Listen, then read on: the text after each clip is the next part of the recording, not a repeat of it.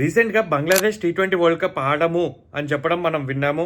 And వాళ్ళని Scotland replace చేసింది. దాని తర్వాత పాకిస్తాన్ వాళ్ళు కూడా థ్రెటన్ చేశారు. మేము ఈ వరల్డ్ కప్ ఆడము. బంగ్లాదేశ్ చాలా అన్‌ఫెయిర్ జరిగింది అని వాళ్ళు థ్రెటన్ చేయడం జరిగింది. అసలు ఏమైంది? ఎగ్జాక్ట్‌గా ఎలా పాన్ ఔట్ అయినాయి మొత్తం సిట్యుయేషన్స్ అన్నీ నేను ఎక్స్‌ప్లెయిన్ చేస్తాను ఈ వీడియోలో. Welcome to power play. నేను మీ హనుమ విహారీ.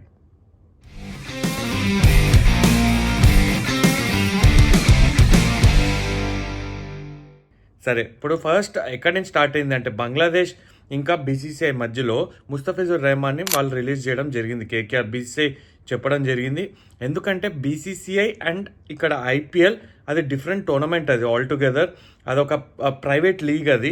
కానీ మీరు ఎప్పుడైతే ఐసీసీ టోర్నమెంట్ గురించి మాట్లాడతారో, వరల్డ్ కప్స్ గురించి మాట్లాడతారో డిఫరెంట్గా ఉంటుంది అది. ఎందుకంటే సెక్యూరిటీ ప్రోటోకాల్ ఏదైతే ఉంటుందో ఐసీసీ వాళ్ళ దగ్గర సెక్యూరిటీ ప్రోటోకాల్స్ ఉంటాయి. వాళ్ళు సెక్యూరిటీ టీమ్ని పంపిస్తారు. ఏ టోర్నమెంట్ ముందైనా వెళ్ళి అక్కడ సెక్యూరిటీ ఎలా ఉంది అని పంపించడం జరిగింది. పంపించినప్పుడు సెక్యూరిటీ అండ్ ఏదైతే థ్రెట్ అంటారో అది ఇండియాలో లో టు మోడరేట్ ఉంది. సో అంత థ్రెట్ లేదు ఇండియాలో. ఈ టోర్నమెంట్ ముందు ఐసీసీ అది డెఫినెట్లీ ఇన్వెస్టిగేట్ చేస్తుంటారు ఎంత థ్రెట్ ఉంది అని. బట్ అక్కడ ఏం జరుగుతుంది అంటే ఇక్కడ ఐపీఎల్లో రిలీజ్ చేశారు ముస్తఫిజుర్ రెహమాన్ని. దానివల్ల బీసీబీ అంటే బంగ్లాదేశ్ క్రికెట్ బోర్డ్ వాళ్ళు హర్ట్ అయ్యి, వాళ్ళ ఫ్యాన్స్ హర్ట్ అయ్యి వాళ్ళ ఐసీసీకి మెయిల్ రాయడం జరిగింది. మేము వరల్డ్ కప్ ఇండియాలో ఆడము, మాకు శ్రీలంక షిఫ్ట్ చేయండి అని అక్కడ జరగడం జరిగింది. అయితే ఆల్రెడీ సెక్యూరిటీ ప్రోటోకాల్ ఏదైతే ఉంటుందో అది టెస్ట్ ఆల్రెడీ చేయడం జరిగింది. కానీ బీసీబీ వాళ్ళ రిక్వెస్ట్ వల్ల ఐసీసీ మళ్ళీ ఏం చేసిందంటే ఒక ప్రైవేట్ ఏజెన్సీ తోటి వాళ్ళు మళ్ళీ టెస్ట్ చేయించారు. ఏమైనా సెక్యూరిటీ కన్సర్న్స్ ఉన్నాయా, ఎస్పెషల్లీ బంగ్లాదేశ్ ఎక్కడైతే మ్యాచెస్ ఆడుతున్నారో అక్కడ డబుల్ చెక్ చేశారు. మళ్ళీ సేమ్ రిపోర్ట్ వచ్చింది, మోడరేట్ రిస్క్ అంటే లో టు మోడరేట్ రిస్క్ ఉంది. అది పెద్ద రిస్కే కాదు. అది ఎందుకో నేను చెప్తాను, పాకిస్తాన్ గురించి మాట్లాడినప్పుడు చెప్తాను అది. సో అది చేయడం జరిగింది. దాని తర్వాత కూడా బంగ్లాదేశ్ మళ్ళీ రిపీటెడ్గా మెయిల్స్ రాయడం జరిగింది. మమ్మల్ని ఐర్లాండ్ తోటి స్వాప్ చేయండి గ్రూప్ అని వాళ్ళు రిక్వెస్ట్ చేయడం జరిగింది. అక్కడ ఐర్లాండ్ కూడా వాళ్ళు రెడీ లేరు. ఎందుకంటే వాళ్ళు అకామిడేషన్ అన్నీ వాళ్ళు ముందే బుక్ చేసుకుంటారు. వాళ్ళ ప్లేయర్స్ కానీ లేకపోతే సపోర్ట్ స్టాఫ్ కానీ వాళ్ళ ఫ్యాన్స్ కానీ ఆల్రెడీ టికెట్స్ బుక్ చేసుకొని ఉంటారు. సో వాళ్ళకి కూడా ఇబ్బందికరమే కాబట్టి వాళ్ళు కూడా ఒప్పుకోలేదు.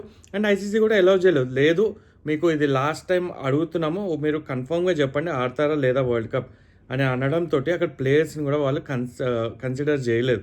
వాళ్ళ ఒపీనియన్ కూడా అడగలేదు. డైరెక్ట్గా ఆ గవర్నమెంటే వాళ్ళు డిసిషన్ తీసేసుకున్నారు, మేము ఆడము, ఈ వరల్డ్ కప్ ఇండియాలో అయితే ఆడము. అక్కడ డెఫినెట్లీ సెక్యూరిటీ కన్సర్న్స్ లేవు, ఓన్లీ ఈగో డ్రివెన్ పాలిటిక్స్ నడుస్తుంది అక్కడ బంగ్లాదేశ్లో. ఎందుకంటే మనకు జరిగిన ఈవెంట్స్ తెలుసు, జియోపాలిటికల్గా ఎట్లా వాళ్ళ ముస్లిమ్స్ హిందూస్ని చంపుతున్నారు, అన్ని ఈవెంట్స్ తెలుసు. దానివల్ల ఇండియా కూడా అగెన్స్ట్ వెళ్ళింది. దాంతో తర్వాత ముస్తఫిజుర్ రెహమాన్ ఇట్లా రిలీజ్ చేయడం ఇవన్నీ కూడా యాడప్ అయినాయి.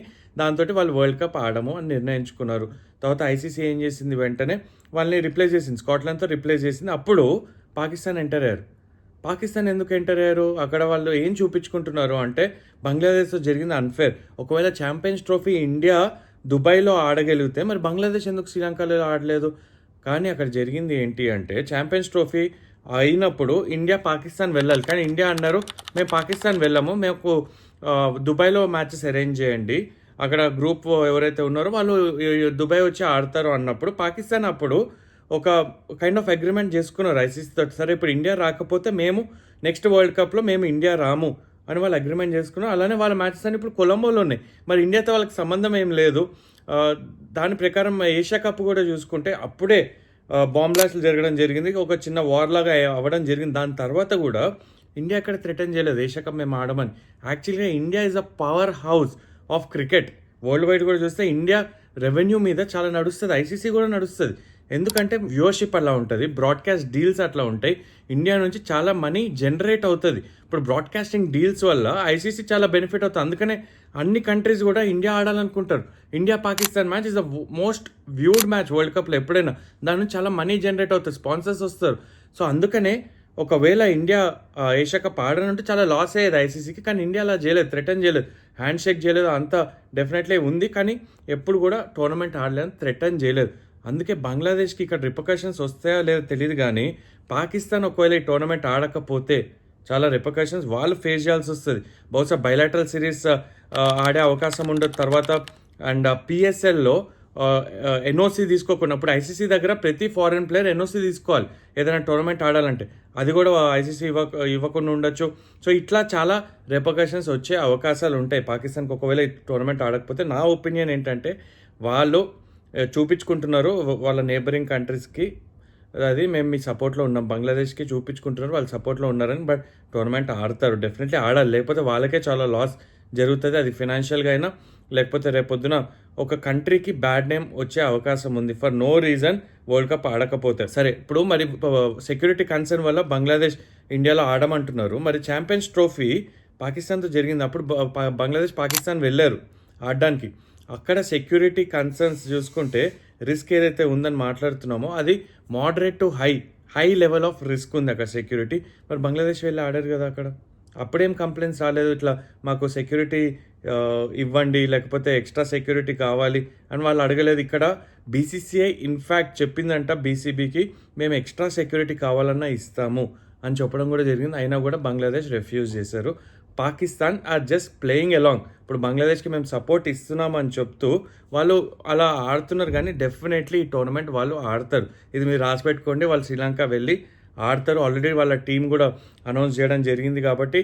బట్ మనం అన్అపాలజెటిక్ అయితే ఉండదు as Indian fans, India supporters. మనం ఎప్పుడు కూడా we have to think after 1983 world cup గెలిచిన తర్వాత ఇండియాలో క్రేజ్ ఏదైతే పెరిగిందో, అందుకనే క్రిటిక్స్ చూస్తాం, మనం ఇండియా ఫ్యాన్స్ చూస్తాం, ప్లేయర్స్కి ఫ్యాన్స్ ఉండడం చూస్తాం, అన్ని బ్రాండ్స్ కూడా ఇండియన్ ప్లేయర్స్ ఉండడం చూస్తాం బ్రాండ్ అంబాసిడర్గా.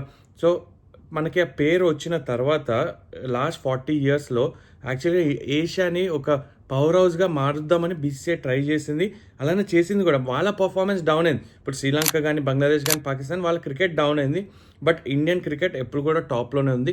అందుకే I think as Indian fans or Indian supporters we should never be we should be unapologetic. ఎప్పుడు కూడా ఏదో ఇండియా డామినేట్ చేస్తుంది వరల్డ్ క్రికెట్, ఇప్పుడు ఐసీసీలో కూడా ఇండియన్స్ చాలామంది ఉన్నారు, అట్లా మనం ఎప్పుడు ఆలోచించదు. I feel we as a country ఇంకా క్రికెటింగ్ నేషన్గా we've been ruling cricket in the last 10-12 years, at least last 10-12 years. అప్పుడు వరల్డ్ కప్స్ కానీ లేకపోతే ఛాంపియన్స్ ట్రోఫీ కానీ ఇవన్నీ కూడా గెలవడం జరుగుతుంది, అండ్ దానివల్ల ఎన్వీ అవుతున్నారు నేబరింగ్ కంట్రీస్. దాంట్లో ఏ సందేహం లేదు, ఇట్స్ కామన్, ఏ ఫీల్డ్లో అయినా అది జరగడం కామన్. అండ్ పొలిటీషియన్స్ ఇన్వాల్వ్ ఉన్నప్పుడు 100% అది క్రికెట్లో కానీ ఏ స్పోర్ట్లో అయినా కూడా అవి ఇబ్బందులు అనేది వస్తూనే ఉంటుంది.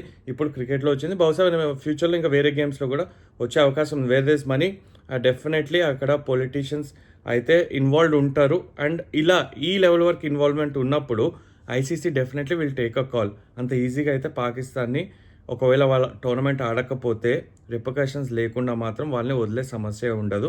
సో ఇది జరిగిన ఈవెంట్స్. స్కాట్లాండ్కి అయితే డెఫినెట్లీ ఒక మంచి ఆపర్చునిటీ దొరికింది, బంగ్లాదేశ్ అక్కడ రివోక్ చేసుకుంది. I feel for the players, Bangladesh players తప్పేం లేదు, అక్కడ వాళ్ళు ఆడడామని వాళ్ళు అక్కడ స్ట్రైక్ కూడా చేయడం జరిగింది. వాళ్ళు బీసీబీ అగేన్స్ట్ కూడా అందరూ ప్రెస్ కాన్ఫరెన్స్లో మాట్లాడడం జరిగింది, బట్ ఎక్కడ కూడా బీసీబీ అండ్ గవర్నమెంట్ వాళ్ళు ఒప్పుకోలేదు ఈ టోర్నమెంట్ ఆడడానికి. ఇట్స్ డెఫినెట్లీ పొలిటికల్ రీజన్స్ వల్ల. పాకిస్తాన్ కూడా మీకు గుర్తున్నట్టయితే అప్పుడు ఛాంపియన్స్ ట్రోఫీలో ట్రోఫీ ఇవ్వకుండా వెళ్ళిపోయాడు ఆ మనిషి, గుర్తున్నారు కదా, ఆయననే అంటున్నారు మా ఇంకా గవర్నమెంట్ నుంచి ఫైనల్ కాల్ రాలేదు అని. బట్ ఐఎమ్ 100% షూర్ వాళ్ళు ఆడతారు. మీరేమనుకుంటున్నారు ఈ సాగా గురించి? ఈ వరల్డ్ కప్ డెఫినెట్లీ హైప్ అయితే తెచ్చింది ఈ సాగా అంతా కూడా. మీరేమనుకుంటున్నారు కమెంట్స్లో చెప్పండి.